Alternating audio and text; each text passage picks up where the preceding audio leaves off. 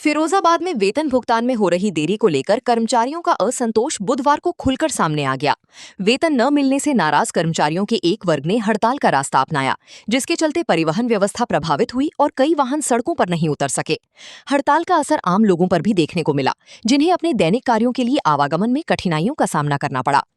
कर्मचारियों का कहना है कि लंबे समय से वेतन भुगतान की समस्या बनी हुई है। कई ड्राइवरों और हेल्परों ने आरोप लगाया कि समय पर वेतन न मिलने के कारण उनके सामने आर्थिक संकट की स्थिति पैदा हो गई है। उनका कहना है कि बार बार समस्या उठाने के बावजूद संतोषजनक समाधान नहीं निकल सका, जिसके बाद विरोध प्रदर्शन और हड़ताल का निर्णय लिया गया। हालांकि हड़ताल के दौरान कर्मचारियों के बीच एकजुटता पूरी तरह दिखाई नहीं दी। कई ड्राइवरों और हेल्परों ने वेतन संबंधी शिकायतों को सही बताते हुए भी हड़ताल का समर्थन नहीं किया। उनका मानना था कि समस्या गंभीर जरूर है, लेकिन इसका समाधान बातचीत और आपसी सहमति के माध्यम से निकाला जाना चाहिए। ऐसे कर्मचारियों का कहना है कि हड़ताल के कारण आम जनता को परेशानी होती है और इससे सेवाओं पर प्रतिकूल प्रभाव पड़ता है। हड़ताल के दौरान कुछ कर्मचारियों ने ये भी आरोप लगाए कि कुछ चुनिंदा सुपरवाइजर और अन्य लोग आंदोलन को आगे बढ़ाने के पक्ष में थे, जबकि बड़ी संख्या में कर्मचारी इसके समर्थन में नहीं थे। उनका कहना है कि वेतन भुगतान की मांग पूरी तरह जायज है, लेकिन हड़ताल को लेकर सभी कर्मचारियों की सहमति नहीं ली गई थी। कुछ कर्मचारियों ने दावा किया कि वे अपने कार्य पर उपस्थित होना चाहते थे, लेकिन हड़ताल के माहौल के कारण सामान्य रूप से कार्य नहीं कर सके। हड़ताल के चलते कई वाहन निर्धारित समय पर संचालित नहीं हो पाए, जिससे यात्रियों को वैकल्पिक साधनों का सहारा लेना पड़ा। दैनिक यात्रियों, नौकरी पेशा लोगों और अन्य यात्रियों को परिवहन सेवाओं में आई बाधा का सीधा असर झेलना पड़ा। कर्मचारियों के एक वर्ग ने कहा कि वे जनहित को ध्यान में रखते हुए सेवाओं को जारी रखना चाहते थे, लेकिन परिस्थितियों के कारण संचालन प्रभावित हो गया।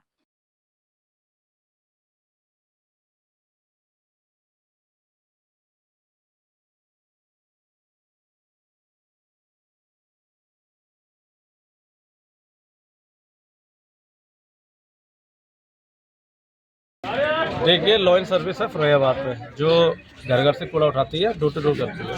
उसकी 2.5 महीने हो गए हैं। हमारे जो सुपरवाइज़र हैं उनको 2.5 महीने से सैलरी नहीं मिली है, और हमारे जो ड्राइवर हैं और हेल्पर हैं इनकी भी लगभग 1.5 महीने की सैलरी हो गई है। मैं आप लोगों चैनल के माध्यम से बस यही कहना चाहूँगा कि आप एक चीज़ बताइए कि जिस छोटे वर्कर की 2.5 महीने सैलरी नहीं आई, वो अपने परिवार में क्या खिलाएगा। आप देख रहे हैं कि अभी स्कूल का टाइम चल रहा है, बच्चों का एडमिशन नहीं करा पा रहे हैं लोग।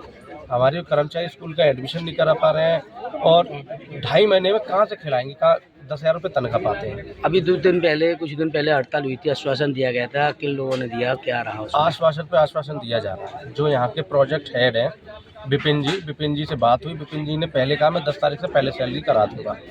उस पर हम लोग मान गए, चलिए ठीक है, हमने गाड़ी निकलवा दी। उसके बाद फिर हम लोगों को आश्वासन दिया गया 10 तारीख को सैलरी मिल जाएगी, वो भी मान ली गई। फिर कहा कि 11 तारीख को 100% दे दी जाएगी, वो भी मान ली गई। लेकिन अब आप कहते चले जाओगे, तो कैसे भाई? वर्कर है, पैसा हर व्यक्ति के घर में कली से हो रही है। खाना नहीं है, पीना नहीं है, एडमिशन नहीं है, किस तरीके से घर में क्या मुँह लेके जाए। हर बार जाते हैं अपनी पत्नियों के सामने बेचारा मुंह नीचा कर लेते हैं, और आप समझ सकते हैं डिमांडें कितनी ये है। हड़ताल कब तक रहेगी जी, ये हड़ताल कब तक रहेगी? जब तक सैलरी नहीं है। ठीक है मेरा नाम रजत पचौरी है, मैं एचआर विभाग से हूँ जी लॉन्च कंपनी में। जी हमारा पेमेंट हो चुका है निगम से, जी। और आज इनकी 1 बजे तक सैलरी आ जाएगी। 1 बजे तक आ हाँ, जाएगी। अभी तो फिर इन्हें आश्वासन दे के काम पे सब भेजें। कुछ दिया है, लेकिन मानने के लिए तैयार नहीं है ये लोग कि सैलरी नहीं आ रही है। लेकिन हमने बता दिया कि 1 बजे तक लास्ट आपकी सैलरी करवा दी। ठीक।